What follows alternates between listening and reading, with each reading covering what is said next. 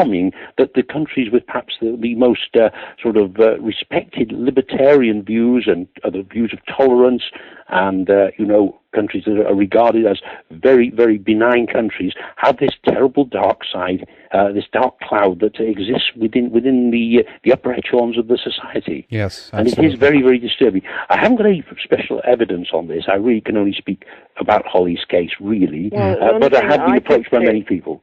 The only thing I could say that my husband worked in the oil industry, and he went all over the world, and he worked in Brazil, in Africa, in Singapore. A lot of these countries have this problem as well, and also in Norway and Sweden. My husband, has worked in the oil industry. Do you guys know if this also then began with, or I can ask you rather, Anne, if this began then with your daughter's father, then your husband, that he what was the situation there? Do you know yet what happened there? Did he, so to speak, sell her out to other people, or were he personally involved himself just at the beginning, or what was his kind of network? Do you know? I would say in the beginning I've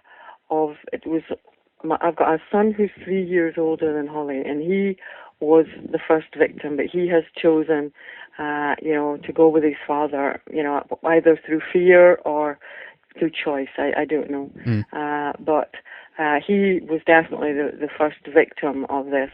And that when Hollie was younger, she has told us that there was the three of them, her father, her brother, who's 3 years older than her, and he was abusing both of these children at the same time. And as they got older, they were sort of farmed out to members of his family, cousins and, husbands. And it's a case of, like a family thing, Their children are involved in this abuse as well, And then after Hollie left school, there was a new, sort of like friends were sort of taken into it. And this is where, Hollie was introduced to this sheriff, who's a sheriff in Aberdeen, and his sister and her husband. And, that's where that came into being, as well. So he was basically, selling her out, to other people. Right. And we were going to be moving. He's actually staying in Portugal at this present time. We've got a house there, and we were going to be moving over to Portugal. And Portugal is, a well-known sort of paedophile country as well.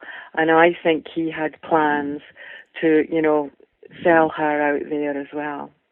God.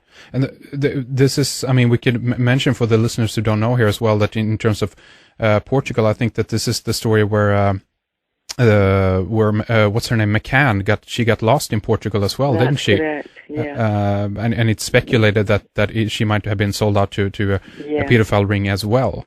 That's correct. But there was a huge case in Portugal that there was people from the media involved, people from the Justice Department, people from the government, and it had to do with a home, a children's home in I'm not sure if it was Lisbon or Oporto, and these officials were taking these children from the home and using them for their paedophilia ways.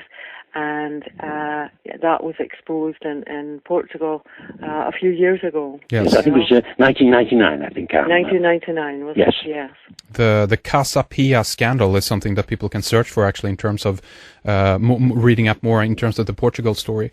So what is, if we look at it from a skeptical point of view a little bit as well here, then, that what is the evidence for some of the claims, and how would you go about saying to someone who would suggest, and this might be from the establishment themselves, then, that no, Hollie is all just making all of this up? What has been happening in terms of that statement? Is there anything external here, so to speak, that have been falling into place, pieces? Yeah. Would you like me to answer that one, Anne? Would you like me to comment on that one? Robert. Yes, sure. Well, of course, Hollie's statements need to be corroborated, of course. certainly Scottish law is concerned. It is Scottish. I have to say, first of all, in Scotland has the very lowest proportion of rape convictions of any country in Europe by a long way. It's only about 2%, which is much, much lower than any country at all. I think the next is, I don't know which country it is, but it's about 4%.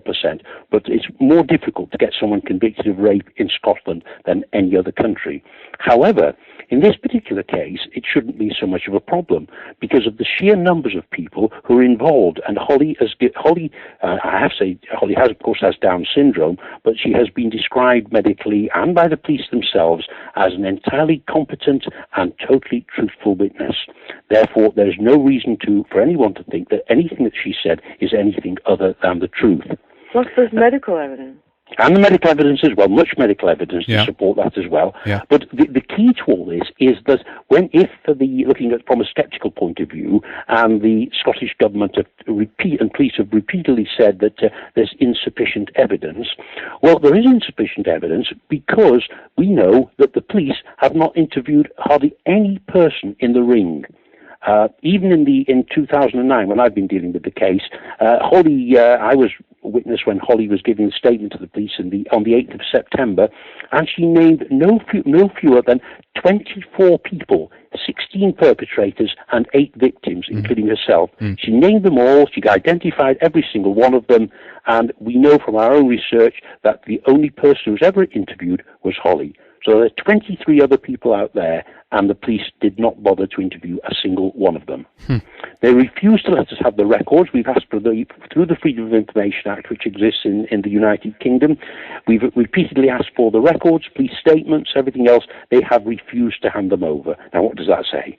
It says quite a lot, and so they've denied the testimony of a person who's a part of this story, and I don't know how legally that what that means, but to me at least it means that someone is obviously trying to cover things up. And the question that comes up here is how participatory is, in some cases, the judges and the police in a story like this? Do the tentacles go into these areas as well? They collaborate in this, but the worst thing of all in this case, of course, is the Scottish government, whom, in the normal case, if you're unhappy about the way the police handle an investigation or the way that the judiciary or the legal profession handle it, you can still go to the government. But the government, in this particular instance, and in other cases that I've heard about, but I can't really speak about, the Scottish government are actually complicit in covering it up. And in fact, not only complicit, but they actually make the attempt to actually try and discredit anyone who tries to bring this case to justice and to the attention of the public, which I think has been quite clearly shown with the arrest and charge against myself for doing exactly that. So the fact that Elise Angelini was the Procurator Fiscal at the time that Hollie's case came up in 2000, and she is now the Lord Advocate of Scotland, and she has denied knowing anything about Hollie's case. But yet we have letters to prove, MPs writing to her about Hollie's case. Yet she has denied knowing anything about it. Yes, indeed. I think perhaps I should expand on this, Henry, because this is very much the key factor. Elise Angelini was the Procurator Fiscal, the person responsible for prosecutions in Aberdeen in 2000 when Anne and Hollie first went to the police. Okay? Unfortunately for us, she became promoted to the highest position really in the legal authority in Scotland, the position of Lord Advocate, who decides who should be prosecuted and who shouldn't be prosecuted for the whole of Scotland. She is really, she has the final say there. And she's in the time between 2000 when she was in Aberdeen, she has now gone all the way to be the Lord Advocate situated in the capital city, Edinburgh. So she controls everything.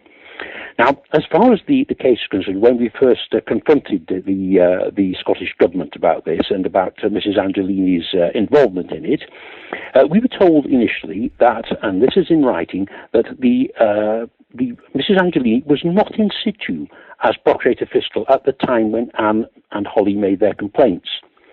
Now, it is a matter of public record that Mrs. Angelini was appointed to the job of Procurator Fiscal on the 21st of July 2000. It's also a matter of public record that Anne and Hollie went to the police on the 25th of August 2000 to name the other members of the rape gang other than the husband and the son. Now, not only is that a fact, so obviously Mrs. Angela